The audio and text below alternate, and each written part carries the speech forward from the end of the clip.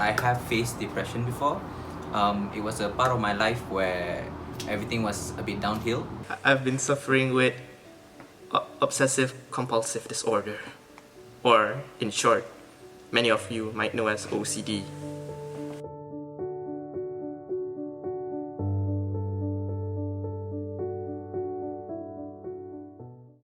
For me specifically, I was less motivated. I was procrastinating on many other things than the actual tasks that I'm supposed to do.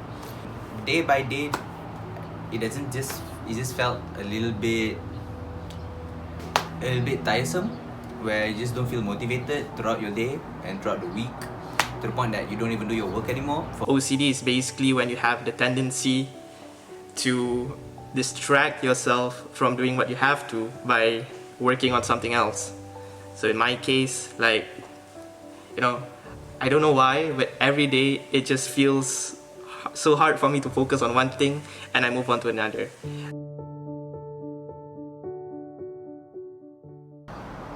Stress is always a main factor. So I had to face this while I was studying, and it wasn't a great time, but that goes for everyone.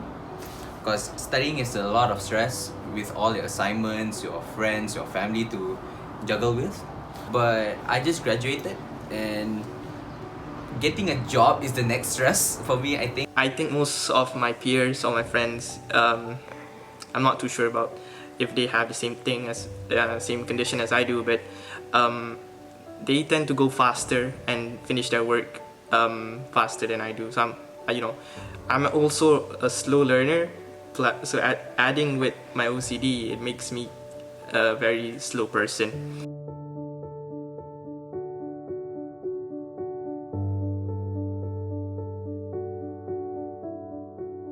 Brings you down or not motivated to do the things that you love. Like for eating, I would just keep on chewing on the food until it actually gets down to its very last bits and pieces. I can't eat fast. Maybe that's why that certain OCD comes in place, is when I have to chew down the food very perfectly until the end and then swallow it.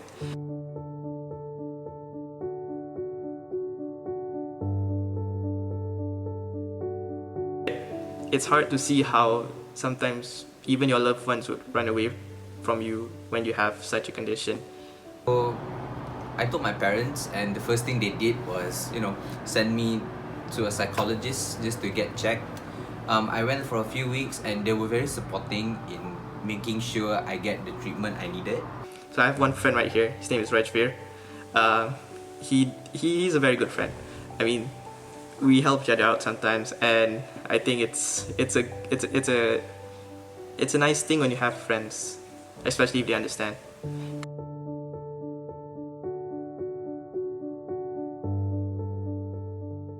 So one life lesson I learned is to always make a move, to always take action. Because for me specifically is that I felt less motivated. I was inclined to do more other things. Before, I tend to get very impulsive. Like when I want to do it, I want to do it, and that's the OCD right there. But I think having it and being able to actually control it actually has made me a much more patient person, much more a person that's able to handle situations under pressure, and it's been a good journey, I would say.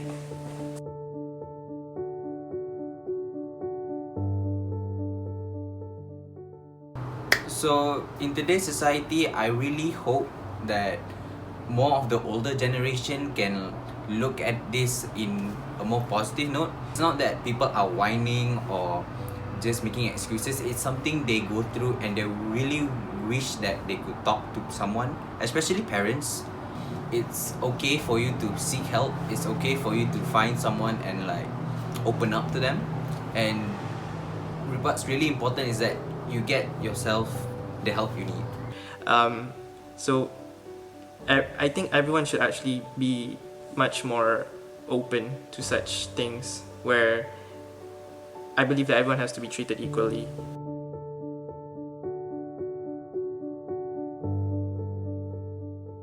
so far till today, I made a good recovery. So alhamdulillah there. Because by doing something you love or doing something that you like will eventually give you the motivation or the mood of upbringing that you need to like get through it. And without doubt, get help. Get help, seek the help you need.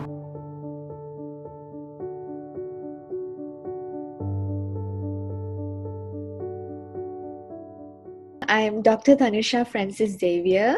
I'm a medical doctor and I'm also the penaja for the new political party Muda. I'm very happy to be able to discuss about mental health. So, firstly, mental health in Malaysia is now known as the hidden epidemic lah.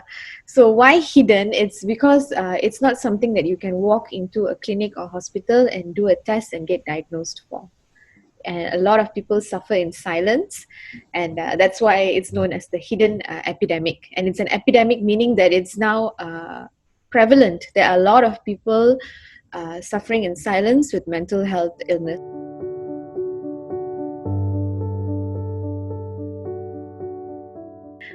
As far as suicidal ideation, meaning thinking about suicide, this is actually from the 2017 statistics. It says that about 10% of teenagers actually think about suicide at some point in time. And okay, all the statistics that I've mentioned to now, the 2017, 2019 statistics, we have to bear in mind that these numbers are before the COVID-19 pandemic, before MCO, where we had to, disrupt our routines and pretty much end up being cooped up in our homes or on campus, wherever we were. The numbers are probably much higher now. And probably next year's survey would reflect the prevalence. As it is, it's 1 in 4 adults. 10% of teenagers think about suicide. 500,000 children have mental health issues. But I think the numbers are definitely a lot higher lah. I think COVID-19 definitely took a toll on all of us.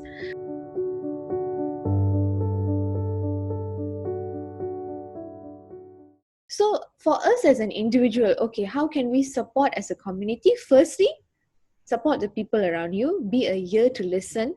And secondly, we need to come up with a platform for us to help. Where do we go now to help? We want to be supportive.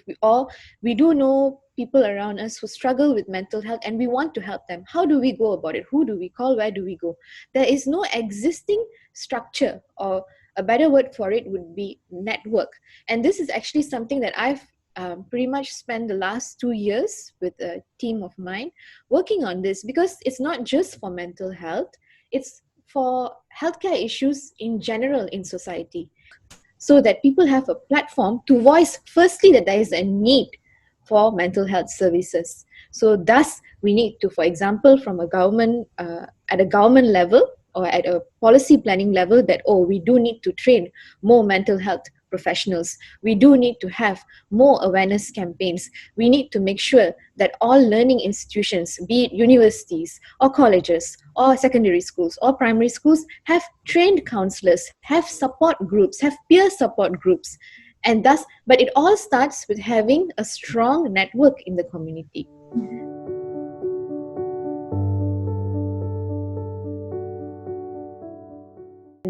I think the stigma that originated with it comes from a strong lack of understanding. And perhaps it's because in previous generations, there wasn't much outlet for information, giving correct and accurate information. And I think that on its own can actually help to dismiss stigma. Another thing that can help to reduce stigma is for the community to come together, kind of like what we were discussing previously.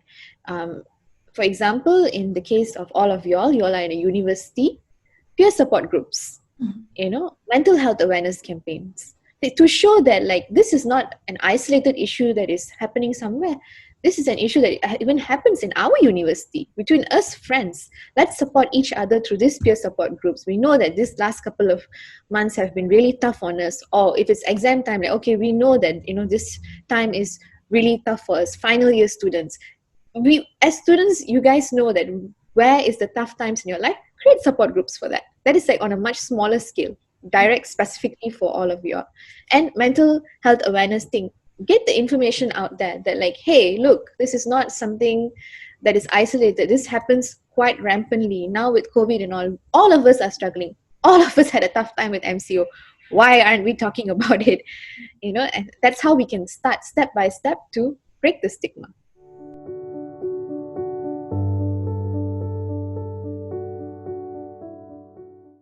Given that there is no organic reason, like an actual physical cause that's stopping you from getting better, thus I genuinely believe that it is very, very, very much possible for the majority to actually do better. Maybe recover is like is too strong of a word, but definitely to overcome, to function better.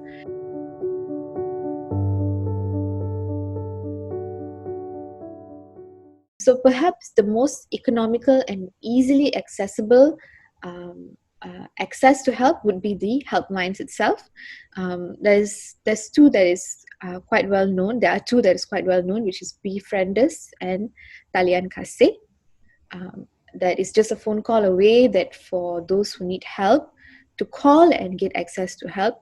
And there are also now many NGOs who offer assistance, or at least to be a listening ear for free. There is one called Minda Kami, which is actually initiated by youths. And that is also a great organization that those who need help can reach out to.